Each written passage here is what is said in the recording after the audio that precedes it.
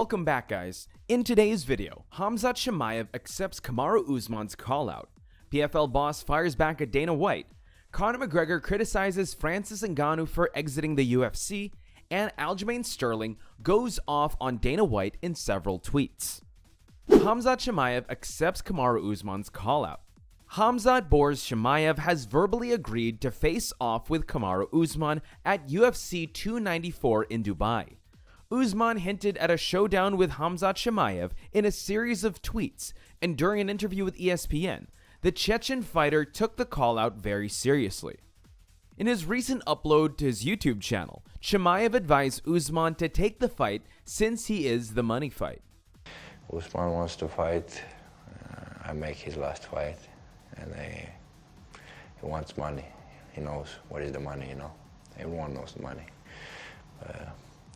Now I'm gonna fight this guy, Abu Dhabi, and smash his face, finish him. And then they have to give me that title shot. There's no money fights anymore. It's only me. Because you know, Leon Edwards don't give you that much money, you know.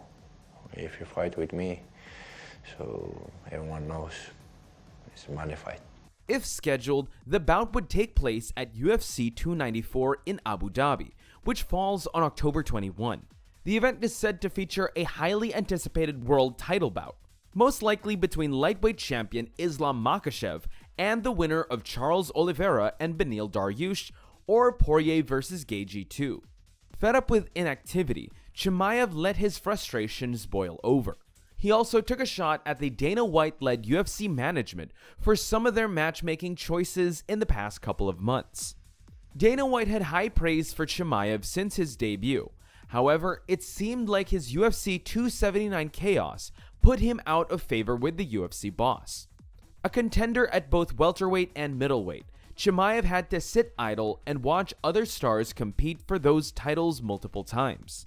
So now, Boars won't be rejecting any fights offered to him and is now begging Usman to sign the contract. I want to say to Usman, I'm ready, just sign the contract, let's fight, yeah, let's make money. He wants the money, he wants the money fight, yeah, let's go, I'm gonna switch it right off. Don't make that, yeah, 82, 84, 77, for me it doesn't matter, let's go. Let's fight. The weight classes, if you feel the best, you don't need to speak about weight class, you know. So I feel the best, for me it doesn't matter. I can't fight 93, 84, 77, all weight class. I'm the king. Conor McGregor criticizes Francis Ngannou for exiting the UFC. Conor McGregor has doubled down that he believes Francis Ngannou made a big mistake leaving the UFC, despite signing a lucrative deal with the PFL. McGregor questioned Ngannou's decision before signing his recent deal, and the Irishman doubled down on his criticism in a recent interview with Matchroom Boxing, stating, I'm happy for Francis, first of all, fair play that he's done his thing. I still think he should have come to a resolution with the Ultimate Fighting Championship. Who's he going to fight? Who's he going to fight that's going to capture the general public? There's no one. There's no matchup that I can think of, that I can even say to myself, that is going to do big. But Conor's criticism seems to be one of concern. Conor then continued to an incident when he saw Ngannou in California. He's a powerful man, and I saw him in California in amazing condition, working on his physical therapy and all the rest of it, and I thought, he looks very well. So, but I just don't see, I can't see a name, I can't put a name or a thing that's going to make the general public jump and make, you know, and I just can't see it or who, like, so. I wish him well, I'm happy for him, and he's got equity and all the rest of it, but I feel he should have stayed with it, I can't tell, you know, but they're stubborn in the Ultimate Fighting Championship as well, so more power, all the best. This is the second time Conor has criticized Ngannou for his exit in the UFC, and his criticisms were heard by Ngannou. Francis has taken a swipe at his critics, including Conor McGregor, insisting he feels he has made the right call with regards to his fighting future. Currently, Ngannou has made good on his claims, but in the next year or two, it'll be clear if he made the right choice or wrong choice with his exit of the UFC and signing with the PFL. PFL boss fires back at Dana White. Naturally, Dana White was asked about Ngannou's signing for the rival PFL. Unsurprisingly, he didn't have anything good to say about it. Dana said, "Based on what I know about the deal, which is not much,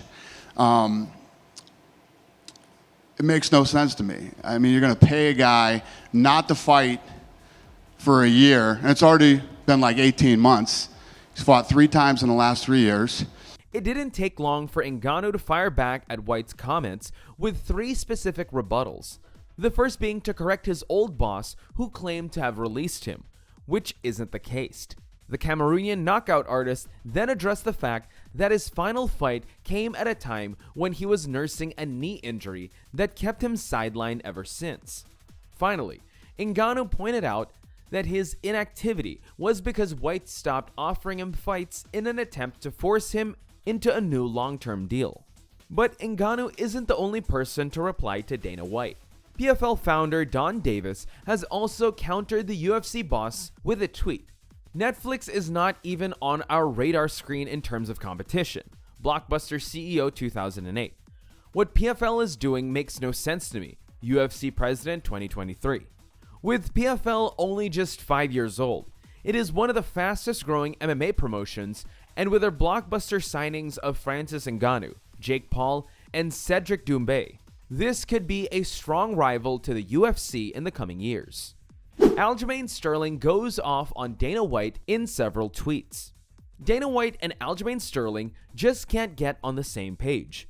White initially criticized Sterling after the UFC announced Sterling's upcoming bantamweight title defense on August 19 against Sean O'Malley, without the champ having fully signed on the bout. Sterling, who just defended the title earlier this month in a 5-round battle against Henry Cejudo, ultimately accepted the date against O'Malley, but reiterated that he was dealing with lingering injuries from the Henry Cejudo fight, and he needed to see how his body held up with a quick turnaround.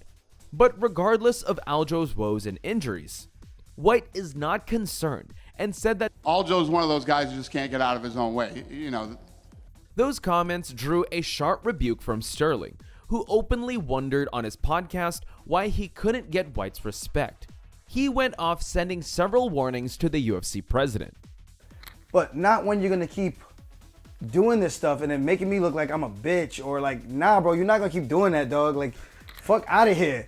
Dana, get out of here with that. Nah. I've done everything the UFC has asked me to do. So my thing with Dana is, damn, dog, why can't you just give credit where credit is due? Well, when asked about Sterling's latest comments, the UFC president threatened Sterling with an interim title and gave an animated response on Tuesday, saying, that was a Saturday afternoon. I was home, working out, minding my own business, when my phone starts blowing up and Henry Cejudo is calling me, saying, I'll take the fight. I'm like, why? Is Aljo out? He's like, yeah, he's already making excuses saying that his, if his body holds up and all this stuff, just give me the fight. We'll fight for the interim, blah, blah, blah, blah, blah. Then I walk into the press conference, and one of the first questions that's asked me is Aljamain still fighting? How am I not giving him credit? Ridiculous. Well, it seems like the beef is now finalized, as Sterling has responded with a pacifying tweet. "I'm a phone call away, boss. Respectfully, you made a fight the night of the fight, without a single word of it mentioned to me or checking on my injuries. I have a personal life outside of fighting, but once again, I'll show up and piss on everyone's Cheerios again. Cheers." Sterling is obviously not in peak shape to take this fight, but he doesn't care and is now confident as ever in defeating O'Malley. Hey, if you enjoyed this video, quickly click the subscribe button. Don't forget to like and comment.